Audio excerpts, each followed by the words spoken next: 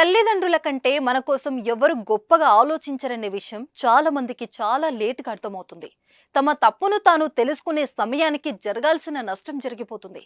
ప్రముఖ తమిళ నటుడు పందెం కోడి ఫేమ్ టు రాజ్ కిరణ్ కుమార్తె జీనత్ ప్రియ విషయంలో ఇదే జరిగింది. కుటుంబానికి ఇష్టం లేని పెళ్లి చేసుకున్న ఆమె తిరిగి తండ్రి వద్దకు చేరింది.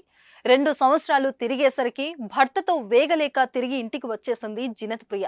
చేసిన తప్పుకు క్షమించమని తండ్రిని వేడుకుంది. గజం కేవలం 26,000 రూపాయలతో 165 గజాల భూమి కేవలం 52 లక్షలు మాత్రమే. తెలుగు ప్రజలకు పందెం కోడి 2 సినిమాలతో దగ్గరైన నటుడు రాజ్ కిరణ్ ప్రియను దత్త తీసుకున్నారు. కన్న కూతురిలా పెంచి పెద్ద చేశారు. ప్రియకు మంచి సంబంధం చూసి పెళ్లి చేయాలని భావించారు. కానీ ఆమె టెలివిజన్ నటుడు మునిష్ రాజాను ప్రేమించి అతడితో లేచిపోయింది. 2022లో వీరు చాలా సాదాసీదిగా పెళ్లి చేసుకున్నారు. అయితే మునిరాజా ప్రవర్తన ఇష్టం లేని రాజ్ కిరణ్ ఈ పెళ్లిని ఆమోదించలేదు. అప్పట్లో కూతురు పెళ్లిపై ఘాటుగానే స్పందించారు. ప్రియ తనకు రక్తం పంచుకు పుట్టిన కూతురు కాదని పెంచుకున్న కుమార్తెని చెప్పారు.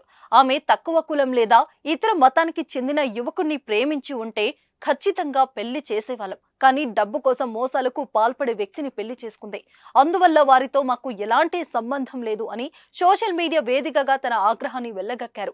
దీంతో ఆ రోజుతో వారు దూరంగా ఉన్నారు. అయితే 2 ఏళ్లలో ఏం జరిగిందో ఏమో భర్త ప్రవర్తన నచ్చని ఆమె కన్నీరు పెట్టుకుంది. అతను కొడుతున్నాడని, చిత్రహింసలు పెడుతున్నాడంటూ వీడియో చేశారు. నీ మాట కాదని ఇంట్లో నుంచి లేచిపోయా, ఇక నీతోనే ఉంటాను నాన్న అంటూ ఆ వీడియోలో కన్నీరు మున్నీరయ్యారు. జీనత్ తిరిగి ఇంటికి వచ్చేయడంతో రాజ్ కిరణ్ సంతోషంగా కూతుర్ని స్వాగతించాడు.